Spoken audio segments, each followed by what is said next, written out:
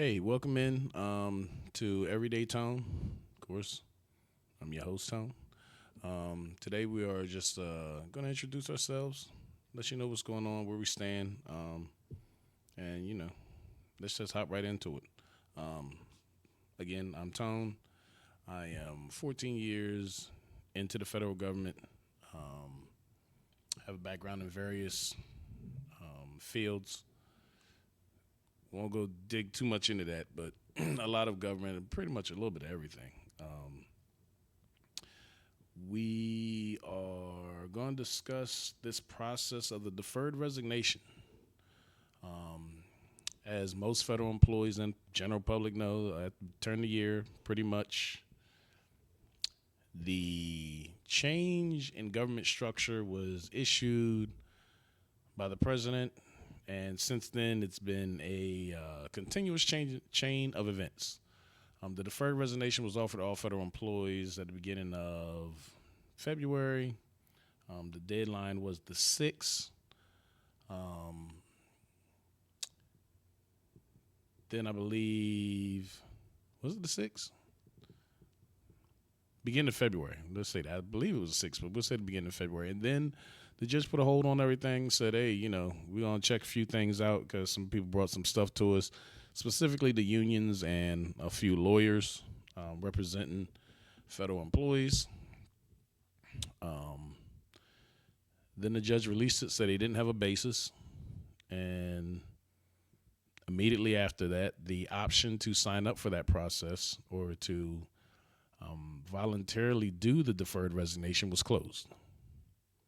So we'll begin there. Um, the process itself was only about maybe 5 days to a week for you to sign up. Um, the offer was 33 weeks through September to be paid and not have to work if you didn't want to. The reason why this was so controversial because it was being done through basically a process of an administration leave. I'm not particularly an expert in that, but I believe for the president or any type of or any of the wigs that have control over that, Congress, president, those type of people, they can give administration leave for disciplinary reasons. They can give administration leave, but for disciplinary reasons, there's a limit. There's a limit of 10 days, I believe, to be put on administrative leave. If not, you have to use some other type of disciplinary measure. It can't be done on administrative leave. So, the law doesn't state that he can't use administrative leave for anything else. With that being said, a lot of people were saying it was unlawful. No one could come up with the law. Now, if you are a federal employee, you know that every time you get a new administration and you want a holiday off, presumably New Year's Eve or Christmas Eve, they give you 2 hours out of the month for administrative leave. And then everybody hopes that administration will give you Christmas Eve off. And that's because there's really no rules to it. It's pretty much there was limits put on it on how you could use it for disciplinary reasons, but nothing else. So that's my understanding of the administrative leave argument from a lawyer standpoint. From a union standpoint, there shouldn't have been one. Predominantly, you are supposed to be representing your people as a whole for the better of the outcome, whatever the situation is, the employment outcome. These were the two options. The government either starts layoffs immediately and you're left with a VSIP, which is a severance package, or VERA, which is early retirement, or retirement. Those are the three options. Just to give you a background on it, VSIP is a severance package that most agencies can offer you up to $25,000 depending on years in service or whatever they feel like they want to offer you. It cannot exceed 52 weeks of your lifetime's severance package. Meaning, if you're nowhere near retirement age, your severance package more than likely won't cover 52 weeks. The further you are away from that, the less likely they are to offer you a good package. There are other options they give you when they are removing you from service, downsizing the agency, cutting out of your industry, anything like that in federal. There's all types of little things that they give you as far as if you go on USA Jobs, you'll see jobs that are offering it ask you, hey, was your agency let go? Was there a reduction in force? All of these things. So when you hear reduction of force, that's a legal terminology that they use, and it has certain things associated with it. So let's put that out there. VERA requires you to at least be 25 years in the service at any age, or to have a certain age requirement and be basically almost retired. All right. Majority of the federal government is not retirees. There's a large chunk of them, about a quarter of them are retirees. The average years of service nationwide, we're not talking about any particular agency, is 11.8 years. So, going to the VSIP, to get a severance package, the formula is 1 week for every year that you put in, up to 10 years. And then after that, they squeeze out a little bit more, so it's a little bit more than a week. If the average government employee is at 11.8 years in service, let's round it up to 12. That means max, you may be looking at 13, 14, maybe 15 weeks of a severance package. 15 weeks max. The closer you get to 20, the more you start getting. But on average, anybody who was offered that would get that. Now, and we're talking about the impact of the unions in their decision here. For those people, I think when we saw the numbers, almost 400,000 of the employees were on probationary status. That means that they are a year in, or they're not even a year into service, or they're not a year into their current position, because they were included with that as well. So let's take the people who don't have a year into service. That means that you don't get a year's severance package, or a 1 week severance package. I'm sorry. You've been there less than a year. You're going to get less than a week. It's 400,000 people possible, give or take the people that are in positions where they've been promoted. So the union was saying, basically, this isn't legal and you shouldn't be able to get 33 weeks of pay without having to work. That's legitimately, that's the argument. They said the president does not have that authority to do that. Fine. Congress does, and Congress didn't argue it. Neither the Democrats or Republicans argued the statement. I think a lot of people are missing the fact that if you've been following the laws, they've been wanting to do this for a long time in various pockets of the government. The restructuring of the government in order to basically solidify a government financially long term. So for the reasons of the U.S. government doing it, I get it. I understand. I follow the numbers.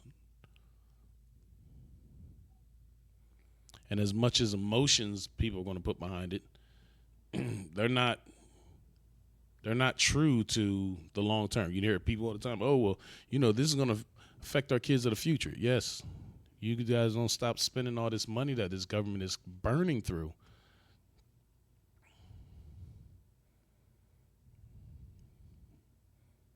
Your kids are going to have some problems.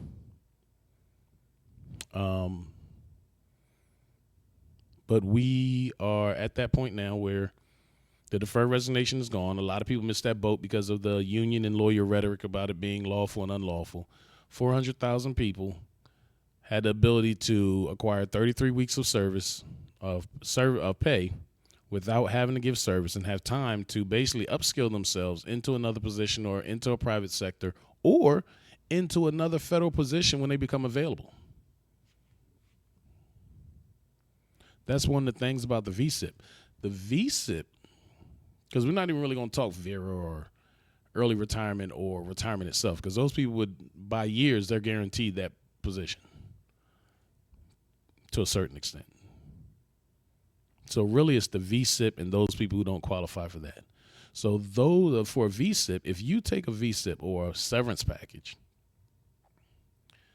and let's say you were lucky and they gave you 33 weeks of a severance package. September comes around, they get rid of you.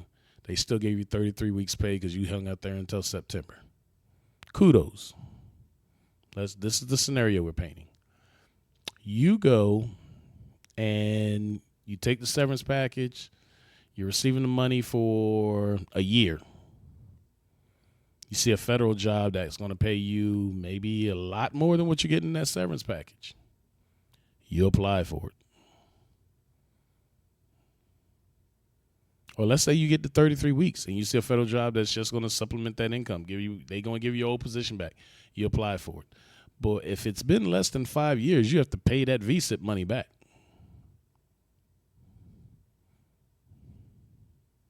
Got to pay it back. Whereas with the deferred resignation, you can take this, or you could have taken this, did your 33 weeks, skilled yourself up in a boot camp, training yourself online, whatever, or just go out, have fun, whatever you want to do.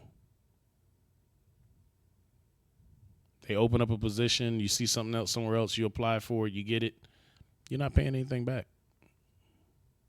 Everything about the deferred resignation said free money, free growth.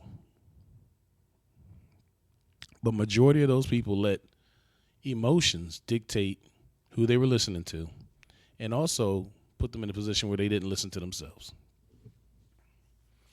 If I told you right now, I'm going to pay you $1,000 for 33 weeks, I just need you to quit your job. Most people want to quit their job anyway. A lot of people quit their job for free. You had the ability to quit your job, get paid all the way up to September, skill up, and come out on this on top. But the only people who thought like that were people who have plans of becoming greater. They don't think about today. They don't think about tomorrow. They think about the long run. So I get it. Not pointing fingers or anything. I get it. So that's where that was at that point of the resignation. So, but before we go forward, make sure you guys are hitting that like and subscribe button, so we can keep these things rolling out to you. But upon that offer not being taken, a lot of friends and coworkers are calling me with questions. Hey, I heard you took it. Yes, I did. And then we go through that spill, and they're like, oh, I didn't think about it like that. I know.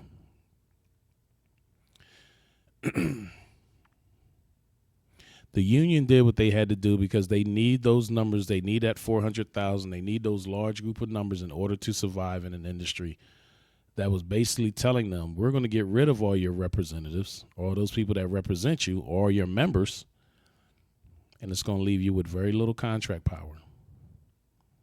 And they played on their members' emotions in order to try to sustain themselves as an entity. Some people within the union didn't even realize that that's what was being done. And they're still doing it.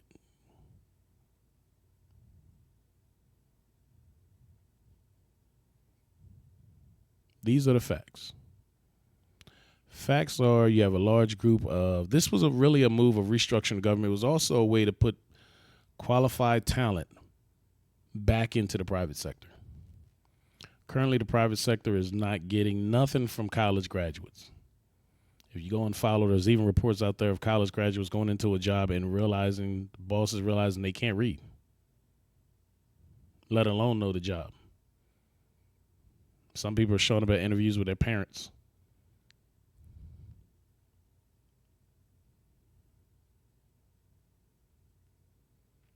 Then you have a large group of those people who are also leaving the workforce because of retirement. So that middle group, there's not that many to spread to entry level positions and senior level positions and maintain what's in the middle. It's just not there. But the U.S. being one of the larger workforces, it's a lot of positions out there you don't need.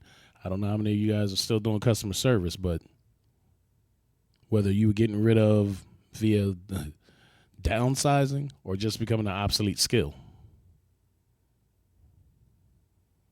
this was going to happen everywhere.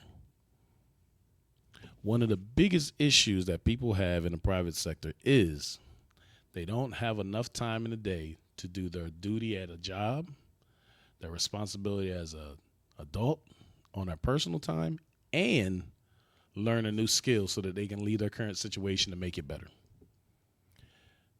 The government basically just gave you that option if you were a federal employee. You could basically take 33 weeks, go skill up, get the heck out, and make money doing something else and be great at it by transitioning your current skills with your new skill acquired and applying for a private sector position. Or going back into the federal government at a different pay scale because you skilled up while they were downsizing. But nobody thought about that. So the current process is most people by now in the deferred resignation are gone. If they haven't left already, they're probably with the U.S. Treasury, specifically with the IRS, and they're a critical mission staff, so they're not required. They can't leave until after that date. I think for the IRS it is May 15th.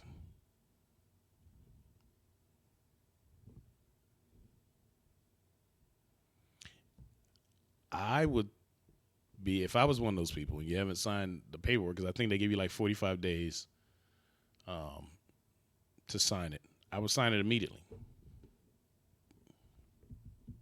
Come May 15th, I can almost guarantee you that before May 15th, they're going to have you leave the office. Tax season is open April 15th. That May 15th date makes me nervous. There is phases to this, and that date kind of coincides with the end of phase 2.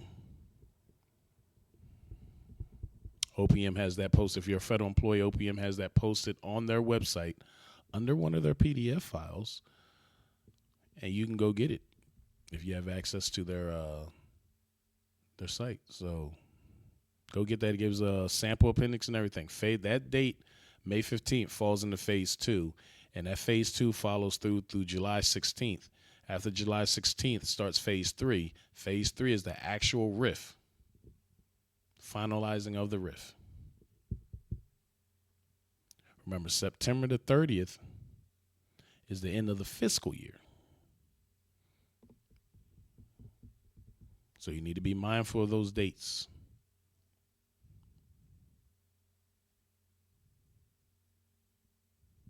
But that's the current process that most of you guys are in. If you have not taken it, I hope everything works out well. I hope that it benefits you. I hope you're not one of those people that go out or are forced out against your will, and you were one of those people who had the option to not be forced out against your will, but to be forced out with, a thumbs up or a foot up.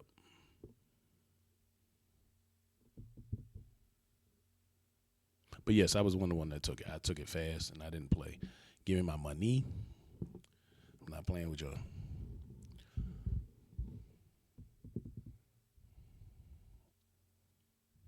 But going forward, we'll tell you guys what our next step is. That'll be our next post, our next step in this process, the current status of federal employment, where we go from here, sort of type thing.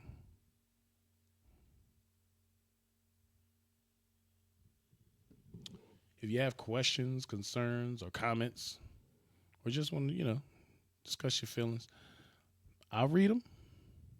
I'll comment on some of them. I'll update you guys. Just leave the comments in the bottom or in the comment section. I said in the bottom, in the comment section. I have no problem doing that.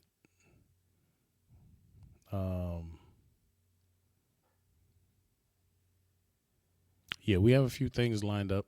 If you are interested, we do, as you can see up in my top right corner, we do stream on the Twitch side. So we have a Twitch account as well.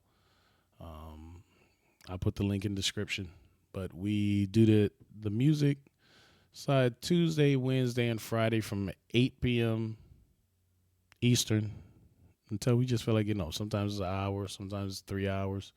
We just go and have a little fun, have conversation. We do some word games on stream. You can go and check that out. We're here to kind of take you along the journey for the most part. I got introduced myself, told you guys what my thought was on the deferred resignation, why people should have taken it, what the side, all of them was pros. The only con I saw was if you didn't do it. So, and then of course I told you going forward we're going to do. We'll stay current on those events as we see stuff pop up on those. There's all types of stuff, but we'll take it one day at a time. It's a process. It's going to be a process, and you're seeing the face. This isn't a Trump thing. Let me make that quite clear for you people who are, I didn't vote for this. This is not a Trump thing. It's not.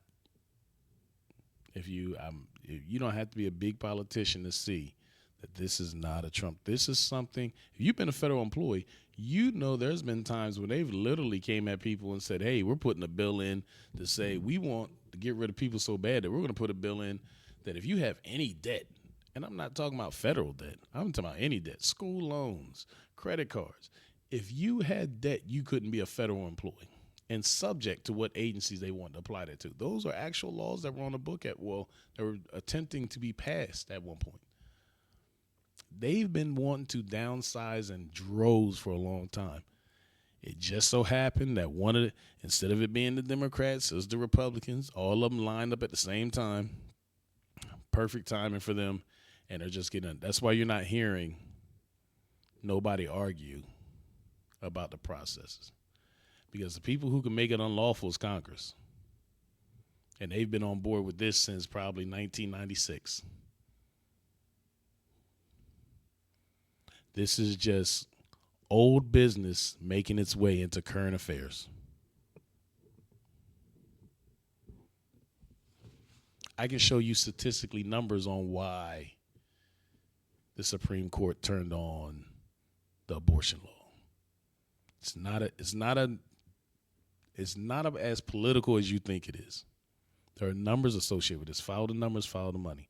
So we tell you we're going to take you on a journey. We're going to take you on our own personal journey through where our current life or where my current life is. Moving forward from federal back into the private sector. And, it's going to be a fun little journey. We got a lot of things. I plan a lot of stuff. I accomplish a lot of my tasks. So knowing what I have in my head, we're going to have fun. I think you guys enjoy it. So like and subscribe. Look forward to the future videos. Thank you guys for checking this out, and look forward to seeing you guys in the next video. Stay blessed.